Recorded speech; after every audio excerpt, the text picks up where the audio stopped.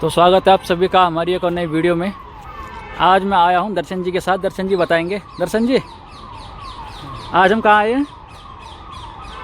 Railway सुरक्षा बल मतलब आरपीएफ के जो रिटायर्ड एम्प्लॉय है उनकी एक एसोसिएशन है, ताकि वह अपनी समस्याओं की जो है प्रशासन से या कोर्ट से या आपसी सलाह मशवरा से उन समस्याओं का हल निकाल सकें। तो उसके संबंध में हमेशा मतलब मीटिंगें होती रहती हैं। और साथ साथ एसोसिएशन ये किया है कि जो हमारे बुजुर्ग लोग हैं, जो जिनकी उम्र 80 साल से ऊपर हो चुकी है, उन लोगों का सम्मान किया जाए, उन लोगों से मार्गदर्शन लिया जाए। तो उस संबंध में आज हम दो लोग हैं, एक मैं हूँ, ये 80 साल से ऊपर के हैं। तो इन लोगों ने जो एसोसिएशन के समय पदाधिकारी हैं या एसोसिएशन में कार्यरत है या एसोसिएशन में सक्रिय रूप से भाग ले रहे हैं, उन लोगों ने इनका सम्मान समारोह किया है। उसके बारे में आज हमको यहाँ बुलाया है। ये है आरपीएफ एसोसिएशन का ऑफिस, 2 स्टेट एंट्री रोड, नई दिल्ली स्टेशन के सामने। ओके, बहुत बहुत धन्यवाद दर्शन जी। बाकी आप वीडियो में देखिए, दर्शन जी ने इसमें भाषण भी दिया है और उनका सम्मान भी हुआ है। एक बार शर्मा जी के लिए तालियां।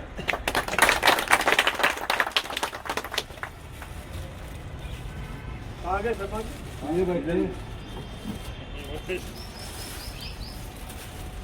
शर्मा जी ने मंगाई है तो नहीं काट पड़ता है। और अब मोबाइल का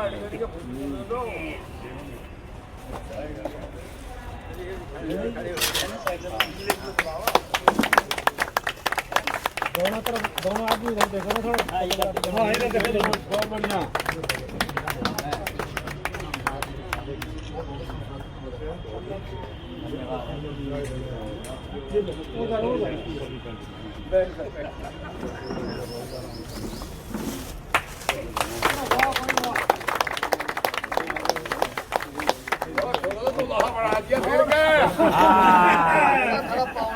आप बन जाए तो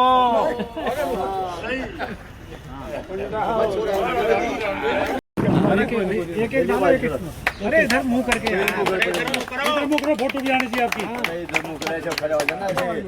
अरे नहीं, इधर मुंह कर, मुंह भाई। अरे ओ रोता से इधर। अरे यार ये हिरकत से करेंगे भाई। यार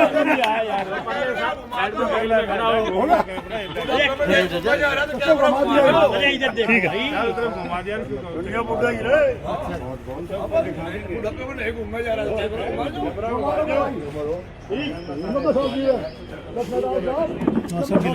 एक मिनट के लिए और खड़े रह जाओ।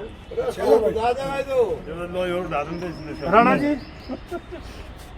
यही ना बात, ये देखा पकड़ ले इसको सीधा, ऐसे ही ऐसे रख के ऐसे वीडियो चल रही है, अब लाइव चलाएंगे हम इसको। गाड़ी को बजा दो यार, क्या होगा? खाना भी बन रहा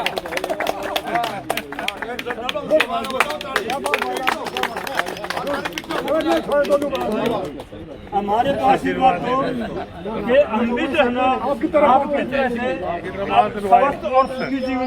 सबसे बड़ा आशीर्वाद ये होगा कि आपकी भावना ऐसी बनी रहे।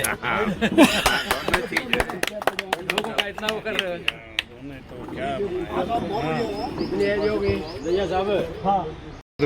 मार्च एक्चुअल में जो है 24 मार्च 1945 का सर्टिफिकेट में है 3/3/46 का, लेकिन एक्चुअल में 8 बजे हो गए। ऊपर देखिए, ऊपर मुंह कर ले मत ना। बहुत बढ़िया। हाँ भाई 40%। अच्छा, से शुरू करता हूँ।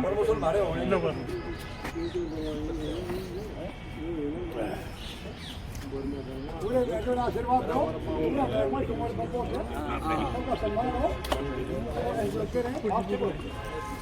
और हम तो परमात्मा से दुआ करें सेंचुरी मारो, फिर मारा गण से बुलाओगे। सेंचुरी तो मारनी पड़ेगी, बहुत आदमी हो गए। बड़ी मुश्किल की बात। कौन कहाँ से आता है, कैसे आता है, घर पे क्या स्थिति है, इन सबको देखते हुए मैं रिक्वेस्ट करना चाहता हूँ इंस्पेक्टर से कि ये एज जो है 75 साल की जाए, ताकि हम थोड़ा चल फिरने वाले आदमी को सम्मानित कर सकें। यही मेरा आग्रह है। धन्यवाद, सबको नमस्कार।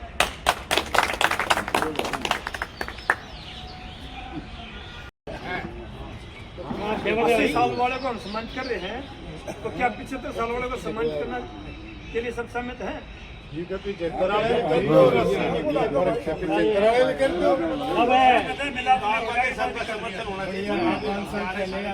अच्छी बात है। जो सम्मान समारोह साल में हमारे 5 सेकंड के हैं वो 10 हो जाएंगे।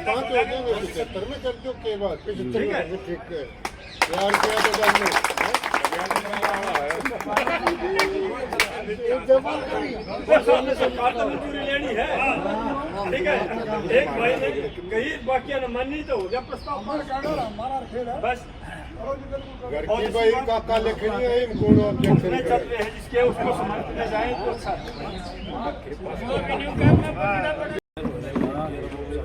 आप लोगों के साथ 40-50 साल का समय बिताया। बहुत सी खट्टी मीठी, कभी कड़वी वैसी बातें हुई होंगी। इसलिए अगर कोई किसी के मन में किसी बात का ठेस पहुंचा हो तो उसके लिए मैं माफ़ी मांगता हूँ। वो तो रिटायरमेंट के बाद छोड़ दिया वो छोड़ दिया वो जब ही थी। मैं इस परिवार में मैं रहने वाला तो उत्तराखंड का हूँ।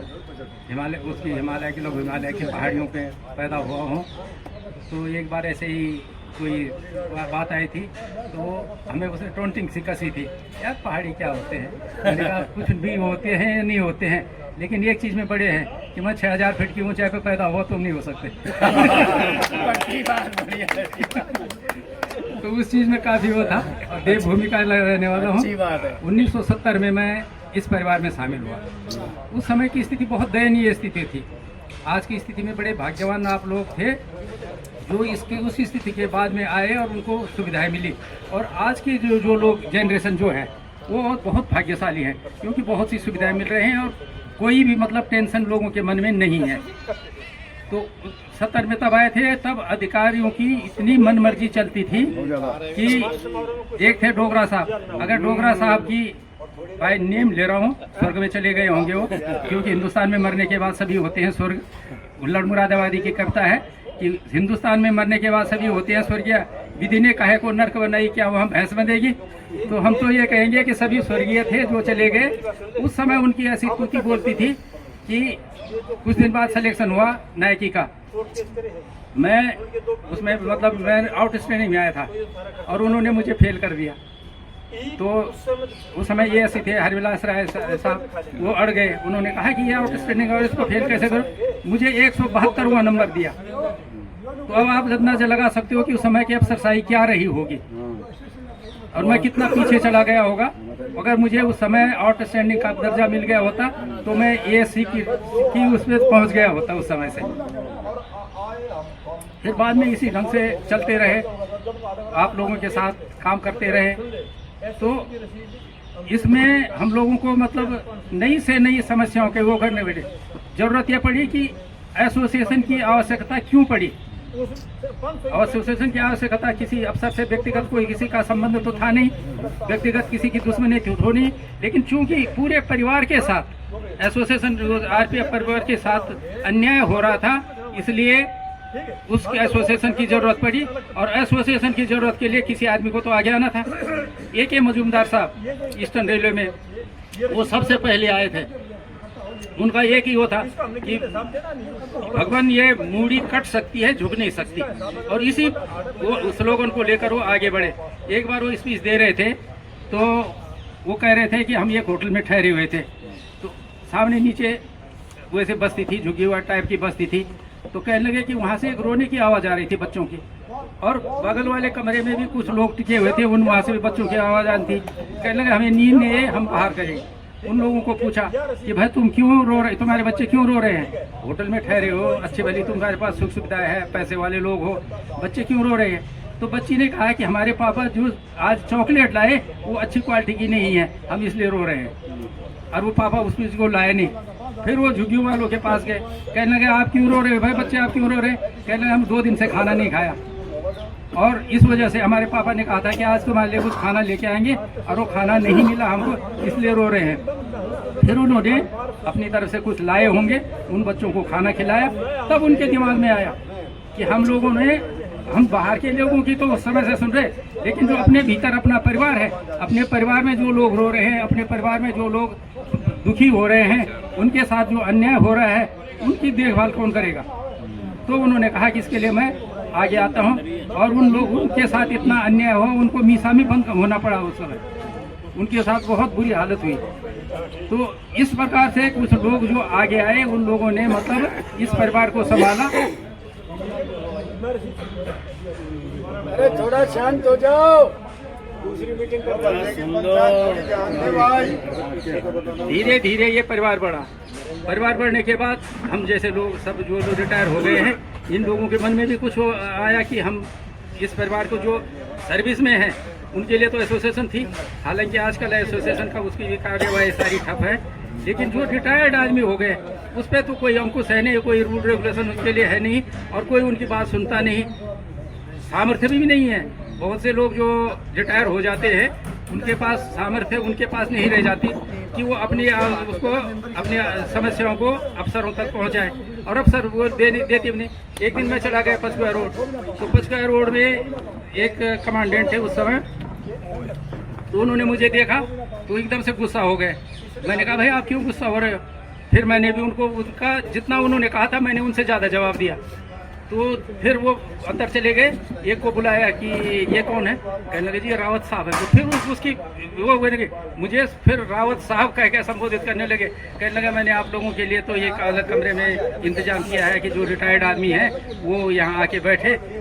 तो रिटायर्ड आदमी को भी ये लोग अफसर ऐसे समझते थे कि जैसे कि मतलब अभी भी इनके ऊपर हमारा अंकुश उसका अनुशासन का डंडा चलने वाला है।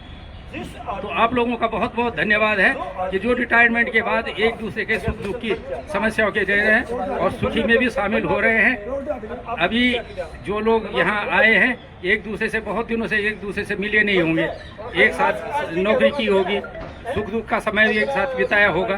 तो आज जब आप में मिल रहे हैं ना, तो पुरानी यादें ताज़ा हो रही होंगी कि हम किस ढंग से रहते थे, कैसे रहते थे। कोई बैरिक में रहता रहा होगा, कोई फैमिली पे उसमें रहता होगा, किसी की नौकरी की समस्या होगी, अलग अलग समस्या रही होंगी, लेकिन सब मिलजुल कर उस समस्याओं का मुकाबला करते थे। हालांकि कुछ बातें ऐसी भी रही होंगी कि शायद उसमें से हम लोग भी एक दूसरे को फंसाने में आगे रहे होंगे, क्योंकि सच्चाई से मुंह नहीं मोड़ा जा सकता। सच्चाई को जब हम लोग उजागर करेंगे तो उससे सच्चाई तो सामने आएगी। सबसे बड़ी चीज़ है हमें मन की शांति मिलेगी कि हमने अगर कोई गलत काम भी किया होगा तो उसका हम अपने मन से उसका प्रायश्चित कर रहे हैं तो हमें मन की शांति मिलेगी, और जब मन की शांति मिलेगी तो हमारा जीवन सुखी होगा। तो आज आप लोगों ने जो हमको ये सम्मान दिया है इसका मैं बहुत बहुत आपका धन्यवाद करता हूं, और मैं ये चाहता हूं कि हमेशा आप लोग इसी ढंग से एकजुट होके आपस में मिल के बैठ के समस्याओं को सुलझाते रहे, एक दूसरे के सुख दुख में काम आते रहे। और यही नहीं, घरेलू समस्या भी जो होती है ना, किसी की शादी ब्याह वगैरह वगैरह हो तो नज़दीक होता हो उसको ज़रूर बुलाएं। और एसोसिएशन के नाम से राजवीर जी है हमारे, राजवीर जी बहुत अच्छा काम कर रहे हैं, तो राजवीर जी को भी एक सूचना दे दे तो ये भी अपनी सूचना लोगों को देंगे। उसमें से कुछ लोग जो शामिल होना चाहते हैं वो शामिल होंगे और उनको भी मन की शांति मिलेगी। बहुत बहुत धन्यवाद आप लोगों का, आप लोगों ने हमें बुलाया, धन्यवाद।